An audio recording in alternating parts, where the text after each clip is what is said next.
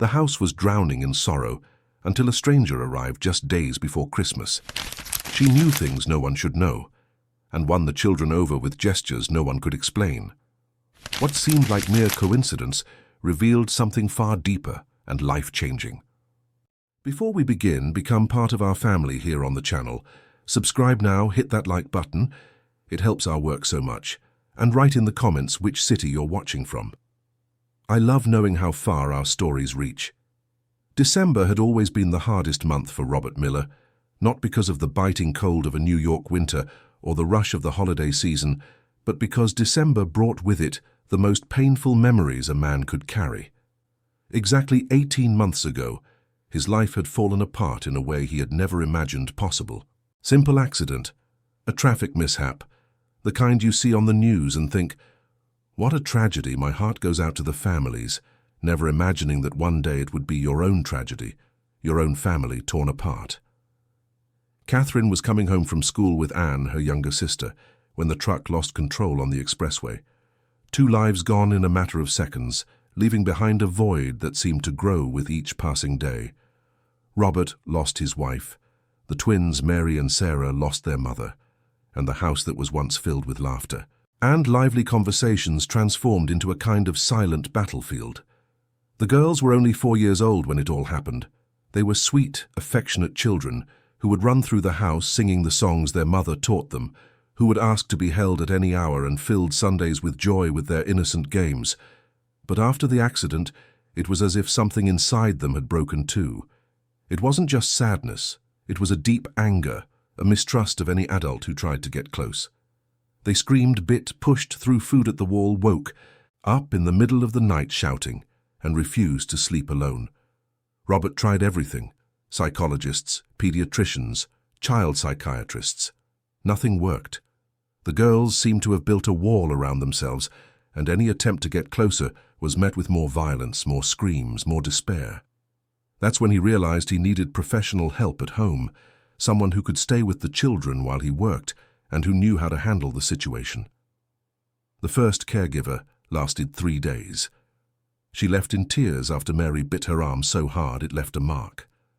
The second lasted a week before giving up, claiming the girls were impossible to control. The third didn't even complete a full shift, and so it went, one after another.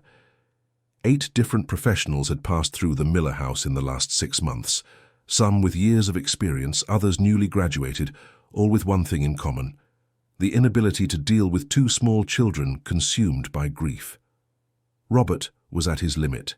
His work at the construction firm was suffering. He could barely sleep, and he watched his daughters sink deeper and deeper into a dark hole from which he didn't know how to pull them out. The house was always a mess. The girls ate whatever he could manage to get them to swallow, and the atmosphere was one of permanent tension. He would come home at night, dreading what he would find, and leave in the morning with a heavy heart, knowing he was leaving his daughters in an unsustainable situation. It was on a Monday, 5 days before Christmas of 2024, that Helen appeared in their lives. Robert had posted a new ad online, more desperate than hopeful. When the phone rang late in the afternoon, the voice on the other end was calm, deep, with a New Yorker accent she made no attempt to hide. "Good afternoon, I saw the ad for the caregiver position," she said, straight to the point. "Do you have experience with children?" Robert asked, already prepared for another disappointment. "I have experience with pain," she replied, so directly that he was speechless for a few seconds. It wasn't the answer he expected, but there was something in that voice, a raw sincerity that made him agree to the interview. They scheduled it for the next day at 2 in the afternoon, the time when the girls were usually most agitated after lunch. Helen arrived punctually. Robert opened the door to a woman in her mid-30s, with brown hair tied in a simple bun, discreet clothes, and no makeup. What stood out most were her eyes, dark and deep, as if they carried far more history than her age suggested. There was a sadness there, but also a firmness, a quiet determination he couldn't decipher. "Helen Shaw," she introduced herself, extending her hand. "Robert Miller, please come in." She had barely stepped into the living room when the screams from upstairs became audible. Mary and Sarah were having one of their usual crises. probably fighting over a toy, or simply taking their frustration out on each other. Robert closed his eyes, embarrassed. Sorry about the noise. They're going through a difficult time. Helen didn't seem surprised or bothered. She just tilted her head as if listening to music. They're communicating, she said, with a naturalness that unsettled him. Communicating. Screaming is a language too. They're saying they're scared, that they're lost, that they don't know how to ask for help any other way. Robert sat on the sofa, gesturing for her to do the same, but Helen preferred to remain standing, looking towards the stairs. I don't know if you'll be able to handle this, he confessed, his voice tired. I've tried everything. Professionals with much more experience than someone without specific training. Mr. Miller, she said, turning to face him, I didn't come here to sell my academic experience. I don't have a degree in psychology. I haven't taken a nanny course. I don't have references from other families. What I do have is something that perhaps no one else who has been here has had. And what is that? I know what it's like to drown. At that moment, a loud crash came from upstairs, followed by loud, uncontrolled crying. Robert sighed and stood up.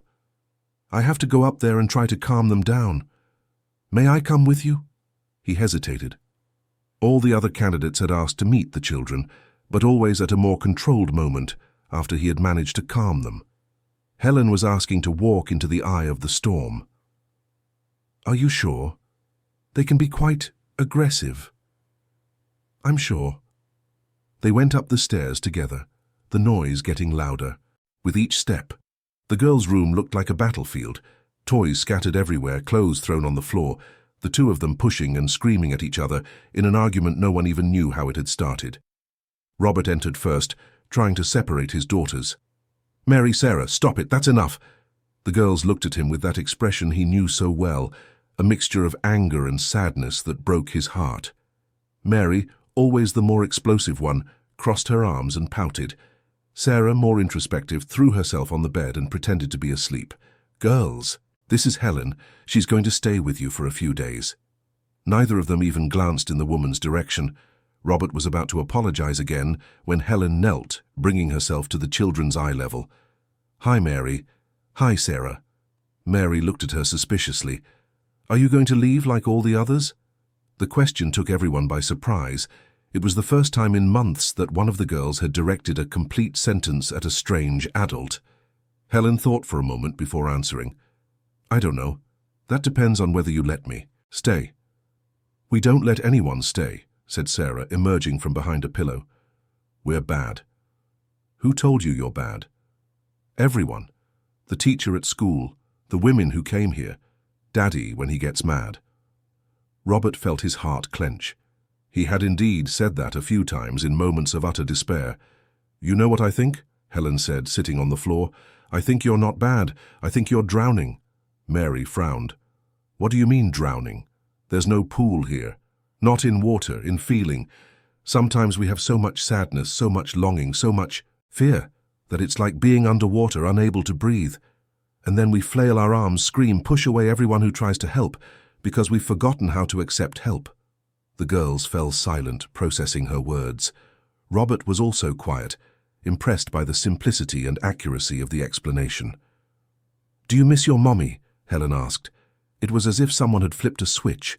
They both started to cry at the same time, a raw, deep cry they had been holding back for months. Helen didn't try to hug them, didn't make any sudden moves. She just stayed, there on the floor, offering her unhurried presence. It's okay to cry, she said softly. The sadness needs to come out, otherwise it turns into anger. Robert watched the scene with a mixture of astonishment and relief. It had been months since he had seen his daughters cry like that, without aggression, just letting the pain flow. In 5 minutes, Helen had achieved something that 8 different professionals hadn't managed in months, making the girls feel understood. When the crying subsided, Sarah approached her. Did you know our mommy? Helen tensed for a second and Robert noticed.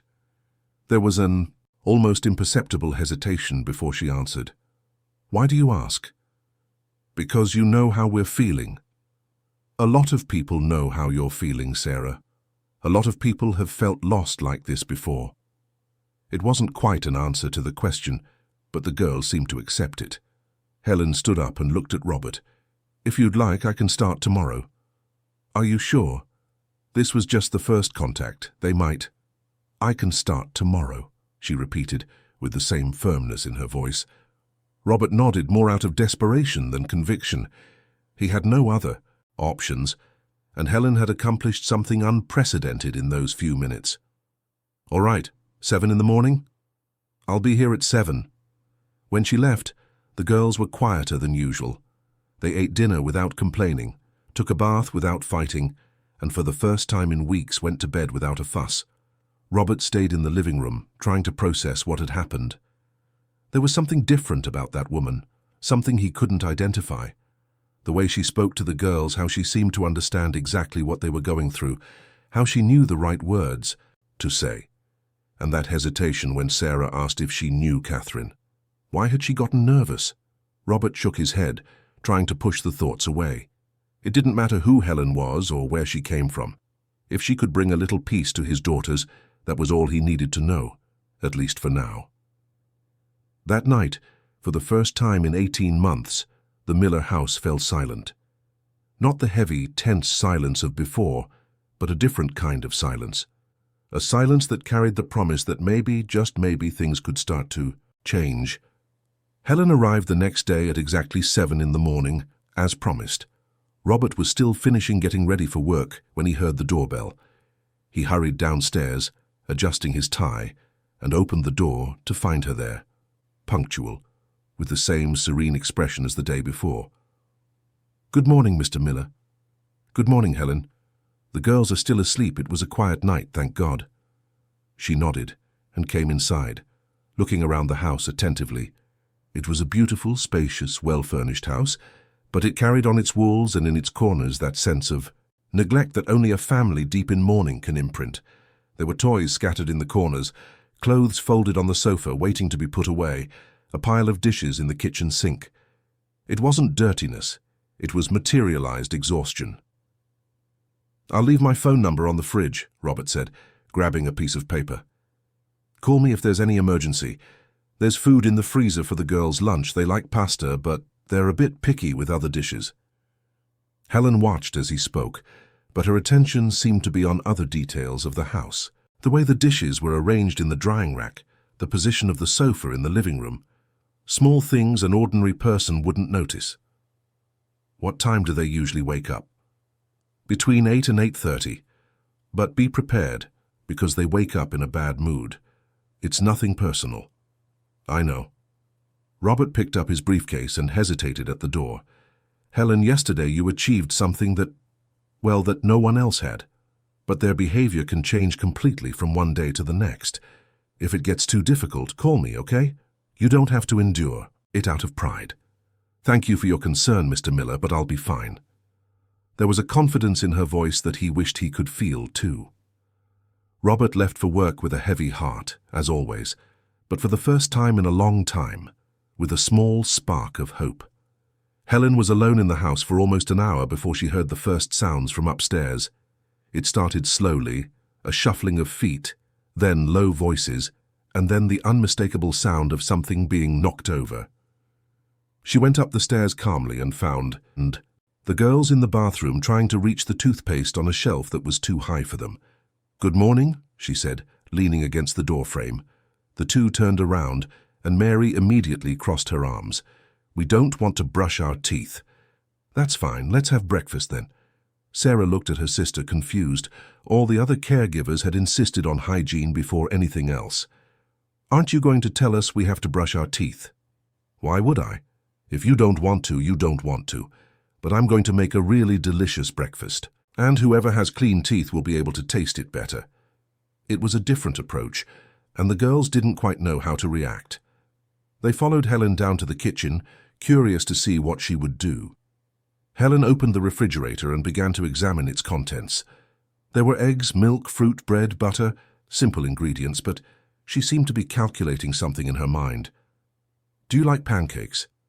"Depends," Mary answered suspiciously.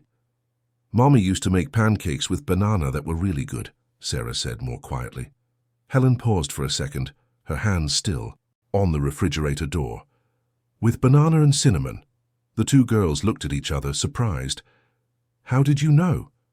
It was just a guess, Helen replied, gathering the ingredients. Banana and cinnamon go well together. But it wasn't just a guess, and she knew it. She began to prepare the batter, and the girls sat at the kitchen counter to watch. Helen worked with precise movements, measuring the ingredients without needing to consult a recipe, as if she had done it thousands of times before. Are you just going to stand there and watch, or are you going to help me? Mary immediately hopped off her stool. I can crack the eggs. And I want to stir the batter, said Sarah. For a few minutes the kitchen was filled with a different energy. The girls laughed when a bit of flour flew to the side, competed to see who could stir better, and argued playfully over who would flip the first pancake. Helen orchestrated everything with infinite patience, and there was something in the way she moved around the kitchen that was striking. She knew where things were without having to look. Helen, where's the sugar? Mary asked. In the right cabinet, second shelf. And the cinnamon? In the left cabinet with the other spices. The girls ran to check, and indeed, everything was where she had said. Sarah frowned. How do you know where things are? Helen tensed again, the same way she had the day before when Sarah asked if she knew their mother. Kitchens always have the same basic layout, she said, trying to sound casual. But that wasn't true, and everyone there knew it. That kitchen had a very specific organization, the way Catherine had always liked to keep it, and Helen navigated it as if it were her own home. When the pancakes were ready, Helen served them on the plates the girls chose, cut the fruit into fun shapes, and set everything on the dining room table. The girls ate with an appetite Robert hadn't seen in a long time. They talked, laughed, asked for more. It was a normal breakfast, the kind the family hadn't had in 18 months. Can I brush my teeth now? Sarah asked when she finished eating. Of course. I'll brush with you. In the bathroom, Helen taught them a little song to time their brushing. It was a simple, funny melody that made the girls giggle with their mouths full of foam. When they were done, Mary looked at her in the mirror. Helen, do you have children? No. Why not? Sometimes things just don't happen the way we plan. There was a quiet sadness in her answer, but the girls didn't press. They went down to the living room, where Helen suggested they tidy up their toys while she finished organizing the kitchen. It was while she was putting away the dishes that the first major explosion happened. A sharp scream came from the living room, followed by crying and the sound of things breaking. Helen ran to see what had happened and found the two girls in the middle of a fierce fight. Mary had pulled Sarah's hair, who had pushed her sister into the bookshelf. She took my teddy bear, Mary screamed, her face red with anger. I just wanted to play with it for a little bit, Sarah yelled back, tears streaming down her face. It was exactly the kind of situation that sent all the other caregivers into a panic. The girls were out of control, screaming at each other, and could turn to physical aggression at any moment. Helen knelt between the two of them, right in the line of fire. Hey, she said, her voice firm but calm. The girls continued to scream. Hey, she repeated a little louder. This time they stopped and looked at her. Mary, tell me something. How do you feel when Sarah takes your teddy bear? I get angry. And why do you get angry? Because it's mine. And are you afraid she won't give it back? Mary hesitated. Yes. Helen turned to Sarah. And you, Sarah? How do you feel when you can't play with your sister's teddy bear? I feel sad. And why do you feel sad? Because I want a cuddle and Mary's teddy bear is very fluffy. Helen nodded. See? You're both feeling scared. Mary is afraid of losing her things and Sarah is afraid of not getting affection. And when we're scared, we scream, we push, we fight. But is there a way for both of you to get what you need without hurting each other? The girls thought. Can I lend her the teddy bear for a little while? Mary suggested, still somewhat reluctant. And I can let her play with my doll in return, Sarah added. Does that seem fair to both of you? They agreed, and the crisis passed as quickly as it had begun. Helen watched as the girls exchanged toys and went back to playing together, as if nothing had happened. The rest of the morning passed peacefully. Helen played with them, helped them assemble a puzzle, read stories, and when it was time for lunch, the girls were relaxed and happy. She heated up the pasta Robert had left, but served it in a different way with the vegetables cut into key, fun shapes and the grated cheese-making designs on the plate. "My food has turned into a little face," Sarah laughed. "Mine is a kitty," said Mary. It was the first time they had been excited about food in months. Helen smiled as they ate, and there was something maternal in her gestures, something natural that didn't seem forced or professional. After lunch, during nap time, the moment that would change everything happened. The girls were sleepy but resisting their afternoon nap when Helen sat on the bed beside them. "Do you want me to sing something to help you sleep?" "Sing Mommy's song," Sarah requested, snuggling into her pillow. Helen froze. "What Mommy song?" "The one she always sang about the little bird and the stars." Helen's blood ran cold. She knew exactly the song Sarah was talking about. It was a song she and Catherine had made up when they were children, a silly melody that became a tradition between them. There was no way the girls could expect her to know that song unless— "I don't know that song," Helen lied, her voice a little shaky. "Of course you do," said Mary, turning to her. "Everyone who knew Mommy knows that song." "Why do you think I knew your Mommy?" "Because you know her things," Sarah replied, with the honest simplicity of children. "You know how to make pancakes the way she did.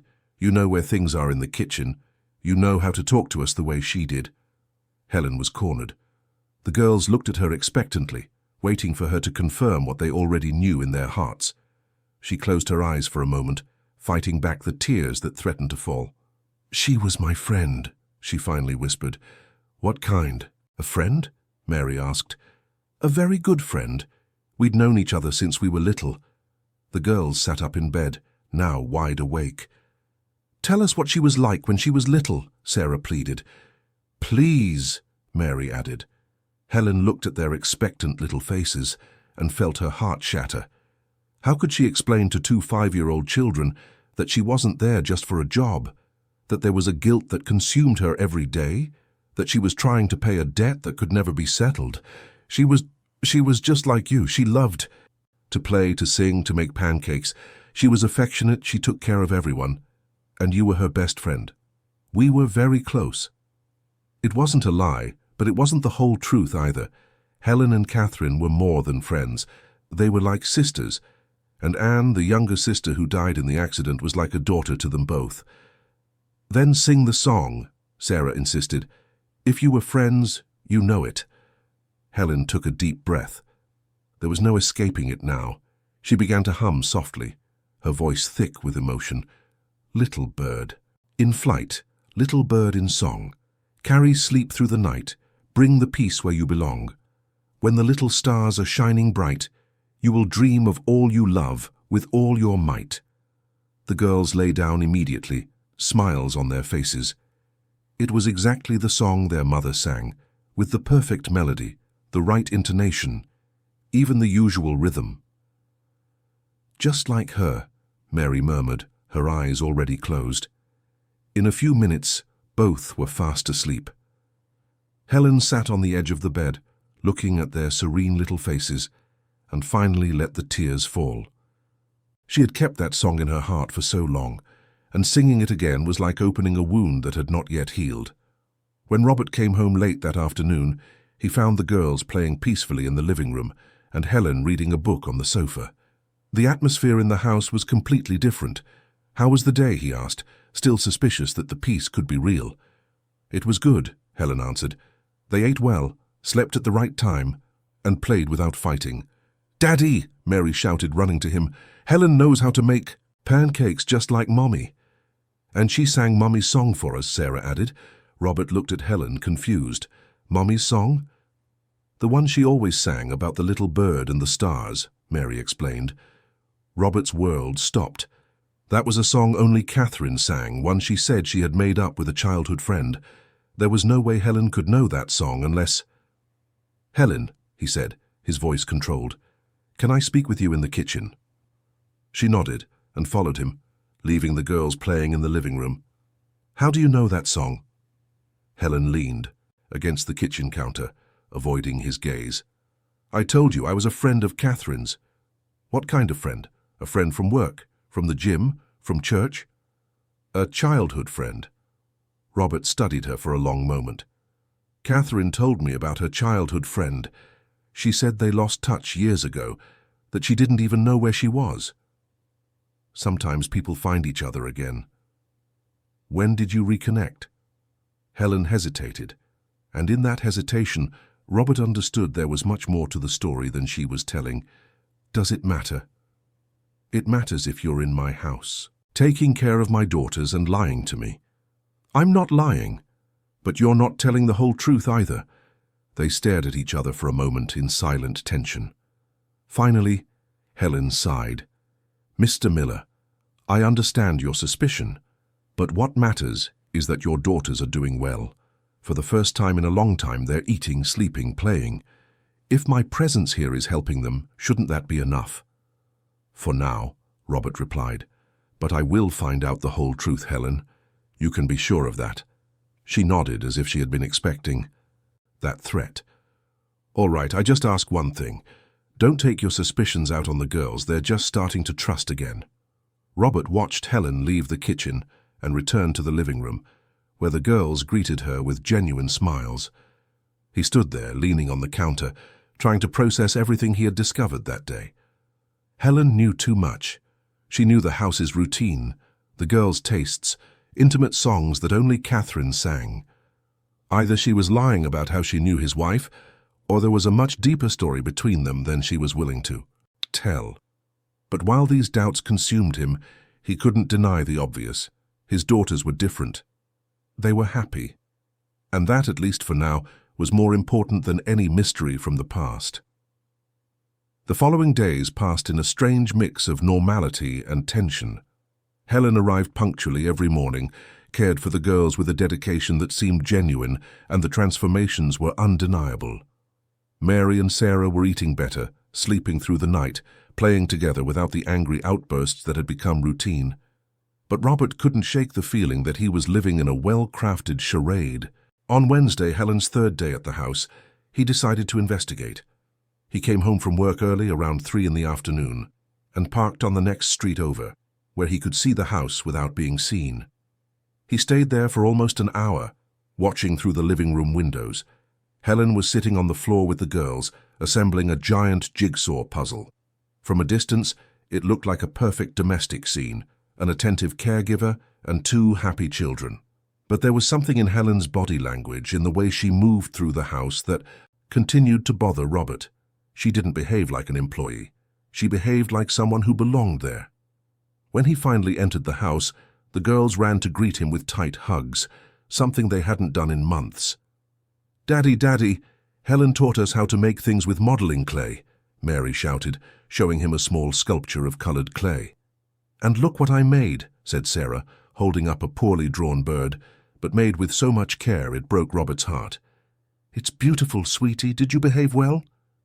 "We always behave well with Helen," Mary replied, as if it were obvious. Robert looked over his daughters' heads at Helen, who was clearing the craft supplies from the living room table. "The girls ate their lunch well, Mr. Miller. They ate everything, even the broccoli." Broccoli? Robert couldn't believe it. His daughters hated broccoli with a passion. "Helen made it just like Mommy used to," Sarah explained, "with melted cheese on top and a song for every bite." Once again, Helen demonstrated an intimate knowledge of the routine Catherine had with the girls. Robert decided to test her. "And what song was that?" "The Happy Vegetables song," Helen replied, without hesitation. Each vegetable had a different personality in the song. That was exactly it. Catherine had invented a silly song about vegetables to get the girls to eat salad, and each vegetable had a funny voice. How on earth did Helen know that? "Girls, how about you go upstairs and take a bath while I talk with Helen?" "Can I take a bath by myself today?" Mary asked. "I know how." "Of course, sweetie. But leave the door unlocked, okay?" The girls ran upstairs, excited by their new independence. Robert waited to hear the sound of running water before turning to Helen. "I need to know who you really are." Helen stopped putting away the paint pots and faced him. "I've told you. I was Catherine's friend. A friend doesn't explain what I'm seeing here. You know things that are too intimate, details that only someone very close would know. Catherine and I were very close. When was the last time you spoke? Helen hesitated, and it was in that hesitation that Robert realized he had touched a sensitive point. It's been a while. How long, Helen? A few years. How many years? Mr. Miller, with all due respect. This doesn't— Yes, it does matter, he exploded, then lowered his voice so as not to scare the girls. My wife died 18 months ago. My daughters were destroyed. Suddenly a woman appears who knows intimate details of our lives, who knows songs only Catherine sang, who knows the layout of my kitchen better than I do. And you expect me to just accept that without questions? Helen sat on the sofa, as if the weight of the conversation had become unbearable. I understand your suspicion. Then give me a reason to trust you. Tell me the truth. For a moment, it seemed she was about to speak. Robert saw something break in her eyes, a resistance that was reaching its limit. But then the sound of the girls coming down the stairs interrupted the moment. Daddy, I can't find my pink pajamas, Sarah yelled. They should be in the clean laundry basket, sweetie. Helen will continue this conversation tomorrow. Helen nodded and got up to leave. At the door, she turned. Mr. Miller, I know you're confused, but your daughters are healing. Isn't that worth something? After she left, Robert stood in the living room thinking. Helen was right. The girls were visibly better, but his father's intuition was screaming that there was something very wrong with this whole story. On Thursday morning, the bomb dropped. Robert had left for work as usual, leaving Helen with the girls. She was in the kitchen preparing their morning snack when she heard footsteps running upstairs, followed by a strange noise, like someone fiddling with a lock.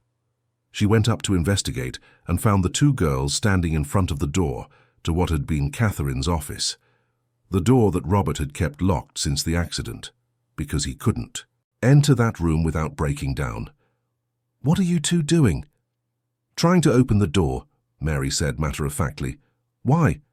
Because Mommy might be in there, Sarah replied, as if it were obvious.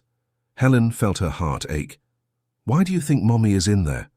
Because Daddy always keeps this door locked, Mary explained, and when someone locks something, it's because there's something important inside. And Mommy is the most important thing in the world, Sarah added. The childish logic was both touching and devastating. The girls had created a fantasy that their mother was hidden in the office, and that their father kept the door locked to protect her. Helen knelt to their level. Girls, you know that Mommy isn't here anymore, right? We know, said Mary, but we want to see her things. The things that smell like her, Sarah added. Helen looked at the locked door. She knew this moment would come eventually. The children needed to make peace with their mother's absence, and that meant revisiting memories, not running from them. Do you want me to help you open it? The two girls looked at her as if she had offered them the world. Can you do it? Helen examined the lock. It was a simple lock, the kind that can be opened with any similar key. She went down to the kitchen and came back with a fork, which she used to gently force the latch. The door creaked open slightly. The office was exactly as Catherine had left it. Papers scattered on the desk, a coffee cup with a dried residue at the bottom, books open to marked pages that would never be read again. Time had stopped in that room, and it still smelled of her, a soft floral perfume mixed with the scent of paper and pen ink. The girls entered on tiptoe, as if treading on sacred ground. It smells like Mommy, Sarah whispered. Mary went straight to the desk and picked up a picture frame with a photo of the whole family. It was from a Sunday in the park a few months before the accident. Catherine was laughing with a girl on each knee, and Robert was behind them, making a face for the camera. Look how happy we were, Mary said, tracing her finger over the glass of the frame. Sarah went to a low bookshelf and began to examine the objects. There were small sculptures, books, a music box she vaguely remembered. When she opened the box, a familiar melody began to play. The music box song, she exclaimed, and began to dance in the middle of the office, just as she remembered doing with her mother. Helen watched it all with a broken heart. She knew every object in that room, every book on that shelf. She had spent entire afternoons there, talking with Catherine about everything and nothing, making plans, sharing dreams.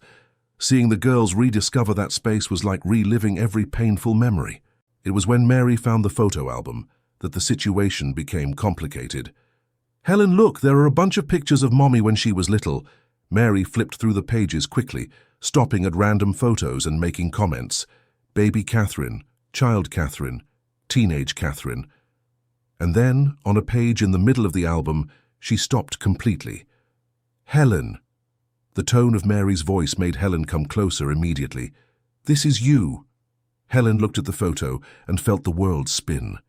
It was an image of her and Catherine at 15, hugging at an amusement park, with huge smiles and cotton candy in their hands. Anne was beside them, 12 years old, striking a model's pose for the camera. "No, Mary. It must be someone who looks like me." But Sarah had already come closer and was comparing the face in the photo with Helen's face. "It is you, exactly. Look, you even have that little mark on your forehead." It was true. Helen had a small scar on her forehead from a fall as a child, and it was clearly visible in the photo. "And look!" Sarah turned the page. "There are more." There were dozens of photos of the three of them together, at the beach, at birthday parties, on camping trips, at graduations, a friendship of many years documented in images that now served as evidence of a lie Helen could no longer sustain. "You lied," Mary said, not with anger but with confusion. "You said you were friends, but you were like sisters." "And who's this girl who's always with you?" Sarah asked, pointing to Anne in the photos. Helen sat on the office floor, surrounded by the two children and the memories she had kept to herself for so long. "That's Anne. She was my younger sister. Where is she now?" The question Helen had been dreading since she entered that house, the question that had woken her up in the middle of the night for 18 months.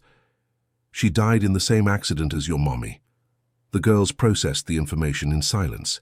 Then Mary sat on Helen's lap. "So you lost someone you loved very much too?" "I did." "And you're sad like we were?" "I am, every day." Sarah sat on her other side, and the three of them stayed there in the middle of the office, surrounded by the memories of people who would never come back. "That's why you knew how to help us," Sarah said, "because you're drowning too." Helen hugged the two girls tightly, and for the first time since the accident, she cried in front of someone. She cried for the sister she lost, for the guilt she carried, for the friendship with Catherine that had been so brutally cut short. "I'm so sorry," she whispered. "I'm so sorry I lied to you." "Why did you lie?" Mary asked. "Because I was afraid your daddy wouldn't let me stay if he knew the truth." "And what is the truth?" Helen took a deep breath. It was time to tell them everything. "The truth is, I was supposed to be in the car that day. Anne was going to travel with me to the city. We were going to spend the weekend together. But I was late, I missed the bus, and I asked Catherine to pick Anne up for me. If I hadn't been late, your mother would be alive today." The girls absorbed the confession in silence. "You blame yourself," Mary said, with a wisdom she shouldn't have at 5 years old. "I do every day. Just like Daddy." "What do you mean, just like Daddy?" "Daddy blames himself because he didn't pick us up from school that day," Sarah explained. "He said that if he had picked us up, Mommy wouldn't have been on the road at the time of the accident." Helen didn't know this. Robert carried his own guilt, his own burden. "Everyone blames themselves when someone we love dies," Mary said. "But the teacher at school said that accidents happen because they happen, not because someone did something wrong." "Your teacher is very wise," Helen murmured. "And you're very brave," said Sarah, "because even though you were sad, you came to take care of us." "It's not bravery, Sarah. It's love.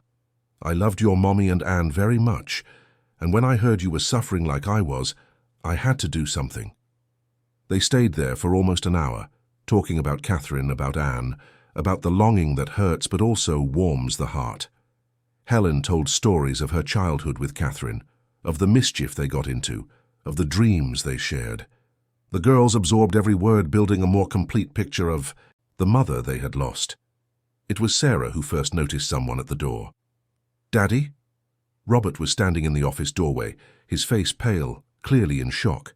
He had come home early for another talk with Helen and found the office door open, voices coming from inside.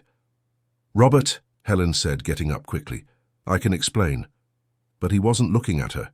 He was looking at his daughters, who were calm, serene, holding photos of their mother without despair, talking about the woman they had lost without hysteria.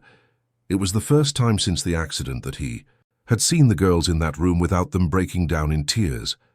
"How did you get in here?" "Helen opened it for us," said Mary. "We wanted to see Mommy's things." "And you weren't sad?" "We were," Sarah replied. But Helen explained that being sad while remembering is different from being sad while running away. Robert knelt on the floor at his daughter's level. "And how do you feel now?" "We miss her," said Mary, "but it's a good kind of missing." "What do you mean, a good kind of missing?" "A missing that remembers the love, not the pain," Sarah explained. They were Helen's words, but coming from the mouths of children, they carried even more weight. Robert looked around the office and realized the atmosphere wasn't one of despair. It was one of memory, of preserved love. "Daddy," said Mary, picking up a photo from the desk. "Helen knew Mommy since she was little. Look here." She showed him the photo of the 3 teenagers in the park. Robert examined the image and finally understood why Helen had seemed familiar from the first day. Catherine had shown him that photo years ago, when they were dating. "You're the Helen from the photo," he said, looking at her. "Catherine's best friend." "I was. She used to talk about you, said you lost touch after college, that you had moved to the city." "I did. I went to study psychology there." "Psychology?" "Child psychology, specifically grief therapy in children." The pieces of the puzzle began to fall into place in Robert's mind. "That's why you knew how to handle the girls." "That's why I knew what they were going through," Helen corrected. "Handling them was pure love." Robert sat on the floor too, and for the first time in 18 months the family was gathered in Catherine's office without pain, only with longing. "Why didn't you say who you were from the beginning?" "Because I was afraid you would blame me for the accident. Anne was my responsibility that day. If I hadn't been late—" "Helen," Robert interrupted her, "I blame myself too. If I had gone to pick up the girls from school, Catherine wouldn't have been on the road at that time. Guilt is something we carry when we love someone who is gone. It doesn't mean it's true." The girls watched the 2 adults talking, and there was a strange maturity about them, as if they had grown years in just a few days. "Are you going to stay with us?" Sarah asked. "If your daddy lets me." Robert looked at Helen, then at his daughters, then at the office that had finally been opened without trauma. "Stay," he said, "not as a caregiver, as family." And so, in the midst of Catherine's memories, surrounded by photos of a friendship that death could not break, a new family began to form, not built on forgetting the pain, but on transforming it into something that could heal, instead of destroy. The 3 days following the revelation in the office were the first truly peaceful days the Miller house had known since the accident. Helen no longer left at the end of the afternoon. Robert insisted she stay for dinner, then offered her the guest room, and somehow naturally she simply never left. The girls accepted Helen's permanent presence with an ease that surprised even her. The first morning they woke up and found her making coffee in the kitchen, Sarah simply said, "Good morning, Aunt Helen," and Mary added, "The coffee smells just like Mommy's." It was as if their souls knew that this woman belonged there, that her presence was not a replacement, but a continuation of the love Catherine had planted. Robert observed these interactions with a mixture of gratitude and astonishment.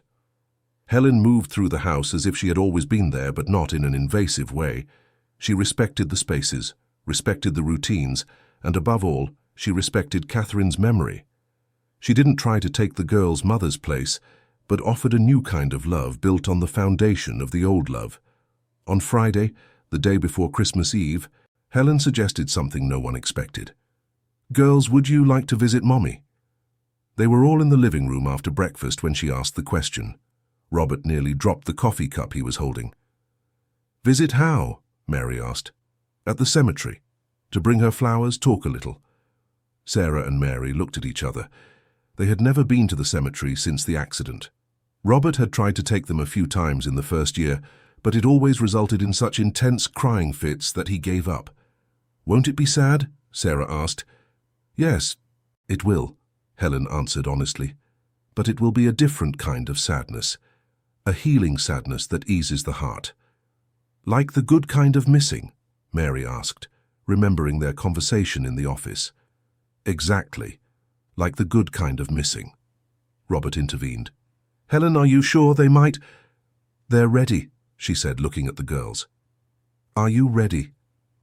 The two children thought for a moment, then nodded at the same time. But I want to bring really pretty flowers, said Sarah. And I want to tell her about you, Mary added. That afternoon was spent choosing flowers at a local florist.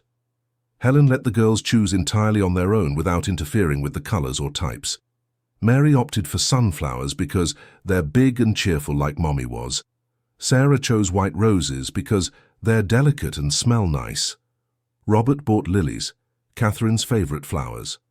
On Saturday morning, Christmas Eve, they went together to St. Jude's Cemetery. It was a clear, crisp morning with the kind of golden light that makes everything look more beautiful. The girls were nervous but not anxious. There was a positive anticipation in the air, as if they were going to meet a dear friend. Catherine's grave was in a quiet area of the cemetery, under the shade of a large tree. Robert had had a simple headstone made, with a picture of her smiling and a phrase the girls had chosen, "Mommy who loved so much." When they arrived at the spot, the girls stood still for a moment, processing. Helen knelt beside them. This is where Mommy's body is resting. But you know she's not just here, right? She's in your hearts too. I know, said Sarah. I feel her sometimes. What do you mean you feel her? When I'm scared and suddenly I feel brave, or when I'm sad and suddenly I remember something good. Helen smiled. That's her looking after you in a different way. Mary approached the headstone and placed the sunflowers on top. Hi, Mommy. It's us, Mary and Sarah. Sarah did the same with the white roses. We brought you pretty flowers, and we brought Helen. Helen was your best friend, Mary continued. She's taking care of us now. And she's really nice, Sarah added. She makes pancakes just like you, sings your songs, and doesn't get mad when we're sad. The two of them stood there talking to their mother as if she were present. They told her about school, about their new toys, about how they were feeling. Robert watched it all with tears in his eyes, impressed by his daughter's naturalness. Helen approached the headstone last. She placed her hand on Catherine's photo and closed her eyes. Hi, friend. Sorry it took me so long to come visit. I was so angry with myself. But your girls taught me that you wouldn't have wanted that. I promised to take care of them like you would have. I promised to love them like you loved them. She paused, her voice thick with emotion. And I promised to tell them every day how special you were. Robert placed the lilies next to the other flowers and said simply, Thank you for sending Helen to us, my love. You always knew what we needed. They stayed there for almost an hour. The girls played a little on the surrounding grass. Helen and Robert talked about Catherine, and the atmosphere was one of peace, not despair. When they finally decided to leave, Sarah looked back and waved. Bye, Mommy. We'll be back another time. On the way home, they stopped at a market to buy ingredients for Christmas lunch. It was the first time since the accident that the house would have a real Christmas dinner, and Helen wanted to make something special. Let's make Mommy's recipe, Mary suggested. Which recipe? Helen asked. Turkey with chestnut stuffing. She made it every year. Helen knew the recipe. She had eaten it several times as a teenager when she spent Christmas at Catherine's house, but she didn't say that. She just smiled and agreed. We'll need a lot of ingredients then. Saturday afternoon was spent in the kitchen, preparing the family's Christmas dinner. Helen taught the girls how to season the meat, Robert peeled potatoes, and Christmas music played on the radio. It was exactly the kind of domestic scene the house hadn't seen in almost 2 years. It was in the middle of preparing the stuffing that the most significant moment of the day happened. Helen, said Sarah, stirring the mixture in a large pan. Are you going to be our mum now? Helen stopped chopping the chestnuts and looked at the little girl. No, sweetie, I'm not going to be your mum. You already have a mum, and she will always be your mum. Then what will you be? Helen thought for a moment. I'll be Helen, someone who loves you very much, who will always take care of you, who will be here when you need me, but not to replace your mommy, to... to continue her love. Mary stopped stirring the pan and hugged Helen around the waist. "I like the Helen that you are." "And I like the girls that you are," she replied, hugging them both. Robert watched the scene from the sink, where he was washing dishes, and felt a peace he hadn't experienced in years. This was his family now. Not the family he had planned, not the perfect family of his dreams, but a real family, built on loss and discovery, on pain transformed into healing. When the dinner was ready, they decided to do something none of them had expected: decorate the house for Christmas. "Where are the decorations?" Helen asked. "Stored in the attic," Robert replied. Since the last Christmas we celebrated." "Can I go get them?" Robert hesitated. The decorations were all mixed in with Catherine's things, stored in boxes he hadn't opened since he put everything up there. "I'll go with you," he finally said. They went up to the attic together, leaving the girls watching cartoons in the living room. The space was dusty and filled with labeled boxes. Christmas, winter clothes, Catherine's books, documents. An entire life organized into compartments. Helen opened the box marked Christmas and found a treasure trove of memories. Ornaments she remembered seeing at Catherine's house when they were teenagers, golden stars they had made themselves on a December afternoon in 1998, colorful string lights that had illuminated family dinners. "Wow," she murmured, picking up a porcelain angel. "This angel." "Catherine loved that angel," Robert said. "It was the first ornament she put on the tree every year." "I know. I was there when she got it from her mother, at Christmas in 2000. It was strange how the memories intertwined, how the past and present connected through those simple objects. They came down with several boxes of decorations, and the girls were ecstatic when they saw the ornaments spread out in the living room. There were so many things they didn't even remember, so many traditions that had been interrupted. "Where's the tree?" Mary asked. "In the garage storage," Robert replied. "I'll go get it." It took almost an hour to assemble the artificial tree, a large, dark green one that took up an entire corner of the living room. When it was finally ready, the girls began to decorate with an energy no one had seen before. "This one goes here," Sarah shouted, hanging a red ball. "And this one here," Mary responded, placing a silver star. Helen organized the more delicate ornaments, telling the girls the origin of each one. The porcelain angel that went on top, the golden baubles Catherine had collected since she was a child, the silver bells that had belonged to their grandmother. Robert sat on the sofa, watching. It was the first time since Catherine's death that the house truly felt like a home again. Not just a place where people lived, but a space filled with love, with life, with a future. When the tree was finished, they turned on the lights and all stood back, admiring the result. It was an imperfect tree, with ornaments scattered haphazardly, some branches fuller than others, but it was the most beautiful tree any of them had ever seen. "It looks just like Mommy's trees," Sarah said with satisfaction. "Better," Mary corrected, "because we did it together." They ate their Christmas dinner on Saturday because they couldn't wait until Sunday. The turkey was perfect, the stuffing was exactly how Catherine used to make it, and for the first time in almost 2 years, the dining room table was full of food, laughter, and conversation. "Let's make a toast," Robert suggested, raising his glass of grape juice. "To Mommy," said Mary, raising her little cup. "To Anne," added Sarah.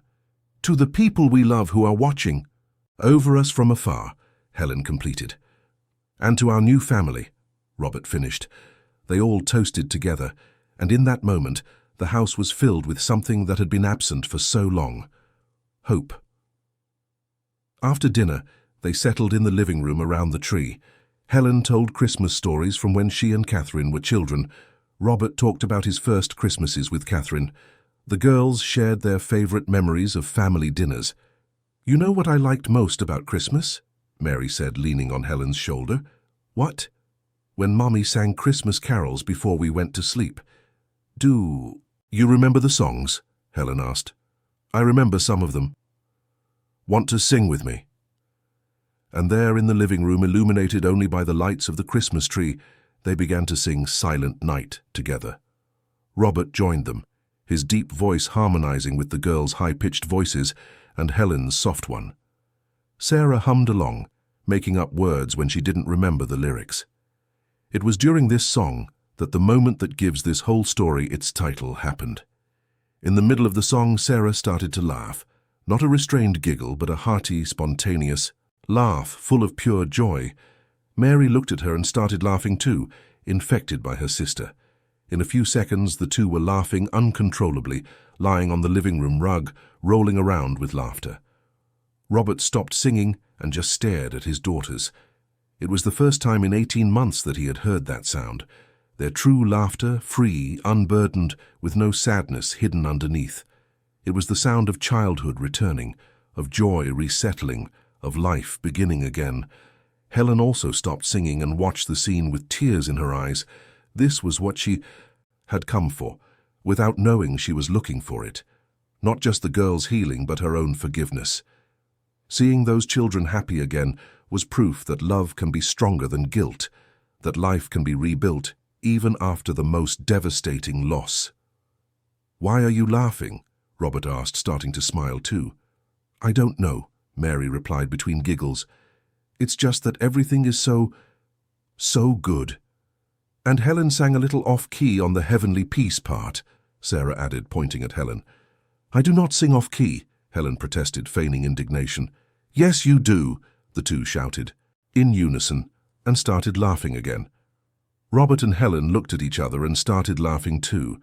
In a few minutes, the four of them were there, in the living room, laughing together at silly things, at the joy of being together, at the lightness of finally being able to be happy without guilt. When the laughter finally subsided, they lay there, scattered on the rug, looking at the tree sparkling in the corner of the room. The silence now was different from all the silences that house had known in the last 18 months. It was a full, content, complete silence. "Helen," said Sarah, snuggling into her lap, "are you going to leave after Christmas?" "Only if you want me to." "Never," Mary replied, throwing herself on top of them both. "Then I'll stay," said Helen. "Forever, if you'll let me." "We'll let you," said Robert, moving closer too. "More than let you. We're begging you." And so, on a Christmas Eve afternoon, under a crooked but love-filled tree, a family that had been broken by tragedy rebuilt itself through the understanding that true love doesn't die with a person, but finds new ways to manifest. Helen didn't come to replace Catherine. She came to honor her, to teach the girls that it's possible to love someone who is gone and still have room in your heart to love those who remain. To show Robert that accepting help is not a betrayal of his wife's memory, but a way to continue caring for what she loved most, their daughters. On Christmas morning they woke up slowly, unhurriedly, savoring the feeling of being truly at home. They opened the simple gifts Helen had bought, dolls for the girls, a tie for Robert, and ate leftover turkey from the day before. It wasn't the perfect Christmas from the movies, with snow outside and a fire in the hearth. It was a New York Christmas, with cold outside and the heating on, but it was perfect in its own way, because it was real, built on the solid foundation of love that remains even when everything seems to be over. In the late afternoon, as the sun began to set and the trees' lights grew brighter in the twilight, Robert looked around the living room. Helen was sitting on the floor, teaching Sarah how to make beaded bracelets. Mary was on the sofa, flipping through a new book she had received as a gift. The radio played music softly, and the house smelled of cinnamon and the flowers they had taken to the cemetery that morning. It was a family, not the family he had dreamed of 5 years ago when he married Catherine, but a true family born from pain and seasoned with hope, a family that knew life can be fragile, but for that very reason, life must be celebrated. And in the midst of all this peace, Robert heard again the sound that had changed everything, the laughter of his daughters. Genuine, free, full of future, the sound of a new beginning. Dear listeners, I hope the journey of Robert, Mary, Sarah, and Helen has deeply touched your hearts. This story teaches us that true love finds ways to perpetuate itself, that pain can be transformed into healing, and that the most beautiful families are those built not just by blood, but by the daily choice to care for one another. If this narrative stirred emotions in you, if you identified with any of the characters, or if you were simply moved by this story of a new beginning, please hit the like button, subscribe to our channel, and share in the comments which moment marked you the most. Here every day we bring stories that explore the deepest feelings of the human soul, that speak of love, loss, hope, and the infinite capacity we have to reinvent ourselves. You are an essential part of this storytelling journey, and every comment, every like, every subscription motivates us to continue telling these stories that celebrate the strength of the human heart. Until the next episode, and remember, love always finds a way.